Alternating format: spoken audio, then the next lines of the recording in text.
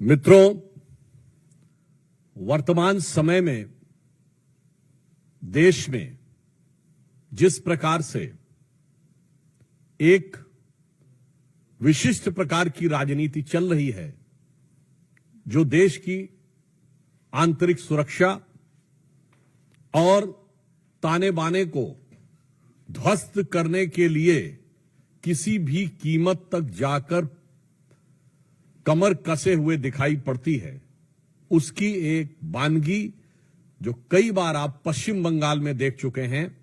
आज न्यायालय द्वारा गठित एसआईटी की रिपोर्ट आने के बाद पश्चिम बंगाल की तृणमूल कांग्रेस सरकार की हिंदू विरोधी निर्ममता अपने पूरे विद्रूप रूप में सामने आती हुई दिखाई पड़ रही है। इस एसआईटी का गठन न्यायालय के आदेश पर हुआ था, जिसमें 3 लोग सदस्य थे। एक registrar law national human right commission के थे और 2 सदस्य पश्चिम बंगाल की न्यायिक सेवा के थे, अर्थात एक मानवाधिकार आयोग से सदस्य थे और 2 पश्चिम बंगाल की न्यायिक सेवा वेस्ट बंगाल लीगल सर्विसेज थे।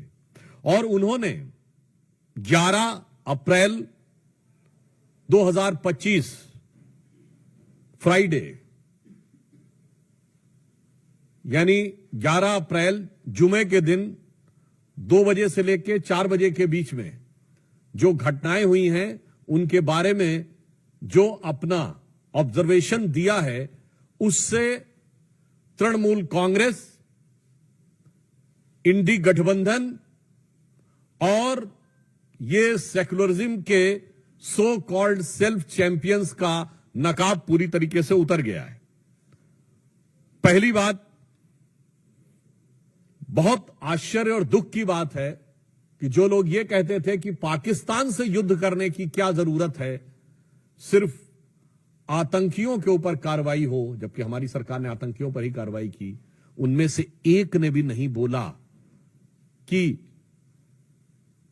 पश्चिम बंगाल के मुर्शिदाबाद में किसी भी विषय को लेकर आपको आपत्ति है तो हिंदुओं के ऊपर हिंसा करने की क्या जरूरत है।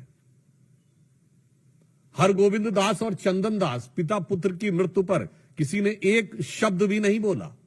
वही लोग अचानक ऑपरेशन सिंदूर के बाद पाकिस्तान के प्रति सहानुभूति दिखाते हुए नजर आने लगे। इसमें जो फाइंडिंग्स आई हैं, पहला पॉइंट जो तृणमूल कांग्रेस ने यह प्रचार करने का, भ्रम पैदा करने का प्रयास किया था कि इसमें बाहर के लोग शामिल थे। उनके कुछ सांसदों ने दूसरे राज्यों के लोगों का नाम लिया था, विशेषकर उत्तर प्रदेश, बिहार का नाम लिया था, जो सरासर अनुचित है।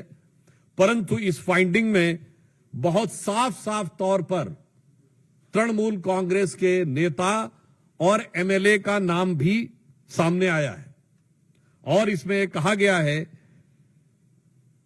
कि उनके 11 अप्रैल को, मैं इसको एज इट इज रीड करना चाहता हूं। All the attacks were carried out on the Friday 11th of April from 2 PM onwards under the instructions of local councillor Mehboob Alam, and police and administration done nothing। तो ममता जी, ये तो आपकी party के बहुत महबूब नजर आ रहे हैं, आपकी पार्टी के बड़े प्रिय नजर आ रहे हैं। ये बात अब फाइंडिंग्स में बिल्कुल साफ हो गई। दूसरा विषय यह आया कि एक कुल मिलाकर इसमें बताया गया कि total of 113 houses were damaged and they even fled to Malda. जो ये कहने का प्रयास किया गया था कुछ नेताओं के द्वारा कि ऐसा तो कुछ खास हुआ ही नहीं, कोई महत्वपूर्ण, कोई ऐसी उल्लेखनीय घटना नहीं हुई, ये बात बिल्कुल साफ सामने आई कि 113 जो हाउसेस थे वो पूरी तरीके से विध्वंस हुआ और लोगों को वहां से पलायन करने पर बाध्य होना पड़ा।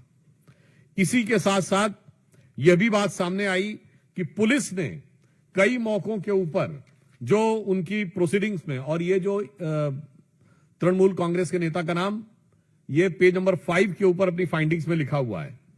फिर यह बताया गया कि दे want a permanent BSF camp and central armed police for their own protection. यानी पहले तो लोगों के घर विध्वंस हुए, फिर लोगों को पलायन पे बाध्य होना पड़ा, और पश्चिम बंगाल की पुलिस पर उनका इतना विश्वास हो गया कि वो सीमा सुरक्षा बल और केंद्रीय सुरक्षा बलों के ही कैंप में रहने के लिए उद्यत थे। यह साफ दर्शाता, और आगे लिखा है, the West Bengal police did not respond at the village of Bedbona called at 4 p.m. on Friday and 4 p.m. of Saturday, but police did not pick up the call. यानी गांव के लोगों ने जब उनको मदद की गुहार लगाई, पुलिस ने कुछ नहीं किया। और कितनी गंभीर बात है कि पुलिस का फोन न पिकअप हो ऐसे समय में, जबकि वहां दंगे या सुनियोजित हिंदुओं को टारगेट करते हुए आतंकी शैली में दंगे किए जा रहे हों, तब अगर पुलिस नहीं उठाती है तो यह एक बड़ा गंभीर तथ्य है जो प्रकाश में आया है। और यह भी बात सामने आई है कि residents of Shamsherganj, Hijaltala, Shulutala, Digri, they came masking up their faces. यानी यह भी बात साफ आई कि चेहरा छुपाकर लोग सुनियोजित ढंग से हिंसा करने के लिए आए थे। एक बात बहुत स्पष्ट हो गई है कि हिंसा का प्रकार चाहे कोई भी हो, राजनीति का प्रकार चाहे कोई भी हो, वार सिर्फ और सिर्फ हिंदू समुदाय के ऊपर है। अगर पहलगांव में चुन चुन कर हिंदुओं को मारा गया, तो मुर्शिदाबाद में चुन चुनकर हिंदुओं के घर, मकान और लोगों को मारने का प्रयास किया गया। मुझे लगता है कि अब इसके बाद पश्चिम बंगाल सरकार के पास किसी प्रकार का मुंह नहीं रह गया है यह कहने का कि वहां पर हिंसा नहीं हुई थी। नंबर 2, अब बिल्कुल साफ है कि वहां हिंसा हुई, सुनियोजित हिंसा हुई, तृणमूल कांग्रेस के नेताओं के इशारे पर हिंसा हुई और बाकायदा धर्म और समुदाय देखकर हिंसा की गई। तो अब मैं पश्चिम बंगाल की मुख्यमंत्री ममता बनर्जी जी से पूछना चाहता हूं कि उनके ममतामयी हृदय में कब वह करुणा जागेगी कि वो अपने इन नेताओं पर कार्रवाई करेंगे। हम भारतीय जनता पार्टी की तरफ से स्पष्ट रूप से पूछना चाहते हैं कि न्यायालय के द्वारा गठित एसआईटी में यह तथ्य आने के बाद तृणमूल कांग्रेस के नेताओं पर ममता बनर्जी जी कब कार्रवाई करेंगी और अपने नेताओं के अपमानजनक और मारे गए लोगों का उपहास उड़ाने वाले बयानों के लिए कब माफी मांगेंगी। देखिए, this national Herald case has been a very peculiar case in the entire Indian history. Number one, it started in October 2013 by a PIL filed in Delhi High Court, much before Modi government came into power. Second, this is the only case in which Sri Rahul Gandhi ji and Srimati Sonia Gandhi ji has to take the bail. In the recent findings of ED, they have mentioned there is around 142 crore rupees related to proceeds of crime. अब proceed of crime से अगर पैसा आया है तो use किसने किया है, तो इसके बारे में जो इंडिकेशन दिया गया है कि यह सिर्फ प्रॉपर्टी ऑब्टेन करने के लिए नहीं बल्कि अदर रिलेटेड चीजों के लिए भी प्रयोग किया गया है। अदर रिलेटेड चीजें क्या हैं, यह अपने आप में बहुत गंभीर विषय है। नेशनल हेराल्ड का केस एक और दृष्टि से भारत के इतिहास का बहुत विचित्र केस है कि एक कंपनी जिसके पास हजारों करोड़ की प्रॉपर्टी है वो 90 करोड़ के कर्जे में बिक जाती है। चौथी दृष्टि से एक और यूनिक केस है कि यह बिकती क्या है कि खरीदने वाला और बेचने वाला दोनों एक ही होते हैं। ऐसा क्रय विक्रय आपको भारत के इतिहास में कभी देखने को नहीं मिलेगा। सामान्यतः भ्रष्टाचार में देने वाला कोई और होता, लेने वाला कोई और होता है। यहां पर देने और लेने वाले दोनों एक ही हैं। इसलिए जो ईडी ने फाइंडिंग की है, इसमें एक और बिंदु समझिए। कांग्रेस पार्टी ये कहती है नेशनल हेराल्ड बंद हो गया। 67 साल के शासनकाल में, जो हमारी सरकार आने से पहले था, 60 साल कांग्रेस या उसकी समर्थक सरकारों का शासन रहा। 55-56 साल सीधे कांग्रेस का शासन रहा। अगर उसमें कांग्रेस के अनुसार जो क्लेम है कि स्वतंत्रता संग्राम सेनानियों का यह अखबार जो पंडित जवाहरलाल नेहरू जी के द्वारा चलाया गया था, स्थापित किया गया था, और जो 3 भाषाओं में निकलता था, नेशनल हेराल्ड इंग्लिश में, नवजीवन हिंदी में और कौमी आवाज उर्दू में, इसका मतलब उसका कोई खरीदार ही नहीं था। यानी कांग्रेस के कार्यकर्ता भी उसे खरीदने को तैयार नहीं थे। कांग्रेस ने अपने कार्यकर्ताओं की जितनी संख्या बताई है, उतने भी लोग अगर खरीदते तो ये तीनों बिकने के कगार पे नहीं आते।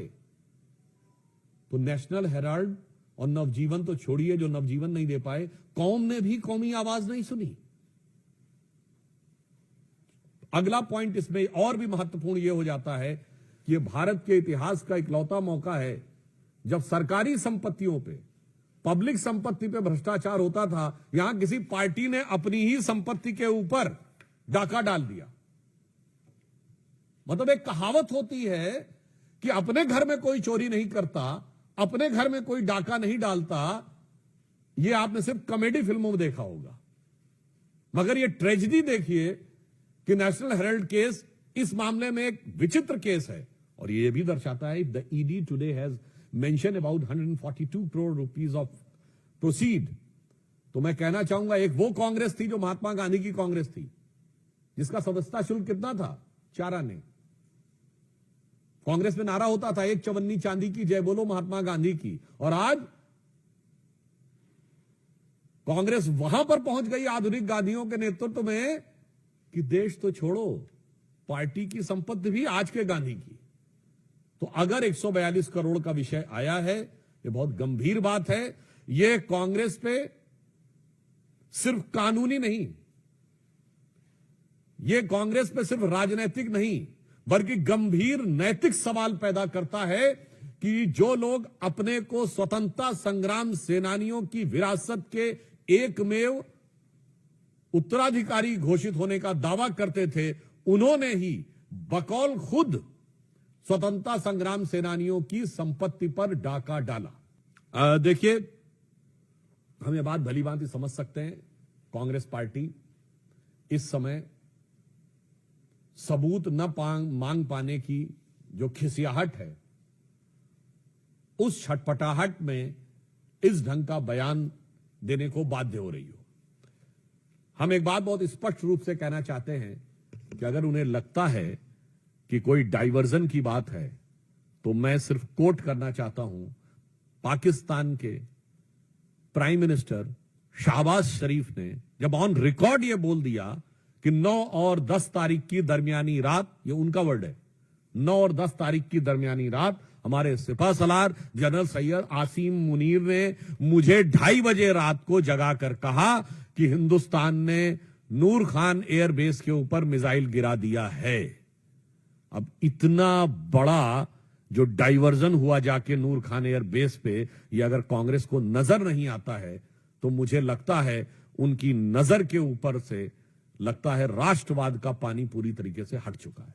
सेकंड पॉइंट, जो इन्होंने कहा कि ये ध्यान बांटने के लिए कि जा रहे हैं बाहर, ये भारत के सभी सांसदों का अपमान तो है ही, मगर मैं जयराम रमेश जी से पूछना चाहता हूं, आपके नेता तो ध्यान लगाने के लिए जाते थे। आपके नेता या तो ध्यान लगाने को विदेश जाते थे या देश को बांटने के लिए विदेश जाते थे। आपके नेता ने जितनी बार विदेश गए हैं, देश को बांटने वाली कोई ना कोई बात कह के आए हैं। पहली बार सभी दलों के लोग एक साथ मिलकर भारत की एकजुटता का प्रदर्शन कर रहे हैं। और जहां तक हमारी नीति है, हमारी नीति भारतीय जनता पार्टी की बहुत स्पष्ट है कि इस ढंग के मौकों के ऊपर दलगत भावना से ऊपर उठकर अंतर्राष्ट्रीय मंच पर भारत की एकजुटता दिखानी है, चाहे हम विपक्ष में हो या सत्ता पक्ष में। जब हम विपक्ष में थे तो 1995 में जिनेवा में पाकिस्तान कश्मीर को लेकर प्रस्ताव ला रहा था, तब हमारे तत्कालीन नेता प्रतिपक्ष अटल बिहारी वाजपेयी जी ने नरसिम्हा राव का समर्थन जिनेवा में जाके किया था और नरसिम्हा राव को क्रेडिट भी दिया था उस सरकार को, और घर में आकर जो बात कहनी थी कही थी। और ये बात मैं इसलिए भी कह रहा हूं, आप में से कोई भी जाके चेक कर ले ऑन रिकॉर्ड, उस समय पाकिस्तान की प्रधानमंत्री बेनजीर भुट्टो का पाकिस्तान की नेशनल असेंबली में दिया गया बयान है कि देखो भारत में प्रतिपक्ष कैसा है जो सरकार का समर्थन कर रहा है आकर, और हमारा पोजीशन यानी पाकिस्तान का पोजीशन कैसा है जो विरोध कर रहा है, आज वैसा पोजीशन हमारे यहां हो गया है। इसलिए यह बात जो कहने का प्रयास कर रहे हैं, वैसे ऑन द लाइटर नोट मैं एक और बात कहूं, लगातार आप देख ही रहे हैं कि कांग्रेस पार्टी के नेता एक के बाद एक ऐसा बयान देते हैं जो पाकिस्तान की मीडिया की सुर्खियां बटोरे हैं। जयराम रमेश जी का यह बयान भी यूज किया जाएगा, तो ये पाकिस्तान की पीआर एक्सरसाइज में जो लगे हुए हैं और भारत के इस गंभीर प्रयास को जो पीआर कह के डाइल्यूट करने का प्रयास कर रहे हैं, मैं एक बात कहूंगा कि कुछ मामलों में उनकी मानसिकता और पाकिस्तान की मानसिकता में एक और मेल है। अभी आपने देखा कि ऑपरेशन सिंदूर में जिस अप्रतिम शौर्य का परिचय भारत की सेना ने दिया और जो गंभीर क्षति पहुंचाई, जिसका मैंने अभी आपको बता भी दिया कि पाकिस्तान के प्राइम मिनिस्टर का पाकिस्तान के आर्मी चीफ को कोट करते हुए बयान है, इसके बावजूद वहां के आर्मी चीफ का प्रमोशन हो गया, क्या बन गया? Field marshal. ठीक, हमारे यहां भी उसी जहनियत से पैबस्त हैं, वो जंग हार कर फील्ड मार्शल बनते हैं और कांग्रेस में चुनाव हार कर फील्ड मार्शल बनते हैं।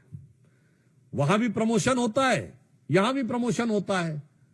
तो इसे मैं कहना चाहूंगा, तो इसलिए दोनों तरफ बैठकर एक ही विचार, एक ही भाव, तो मिले सुर मेरा तुम्हारा करते हुए भारत के प्रयासों को इस प्रकार से अवांछित रूप से छोटा साबित करने का प्रयास बचना चाहिए कांग्रेस पार्टी को। और मैं कांग्रेस पार्टी और इंडी गठबंधन से, जो मैंने अभी मॉर्निंग में कहा, उसे रिपीट कर देना चाहता हूं।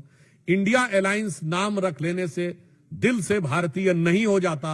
आज इंडिया अलायंस के तमाम नेताओं के बयान पाकिस्तान की मीडिया में, पाकिस्तान की संसद में, पाकिस्तान की सेनाओं की ब्रीफिंग में, पाकिस्तान द्वारा भारत के विरुद्ध दिए जा रहे डोजियर्स में कोट किए जा रहे हैं।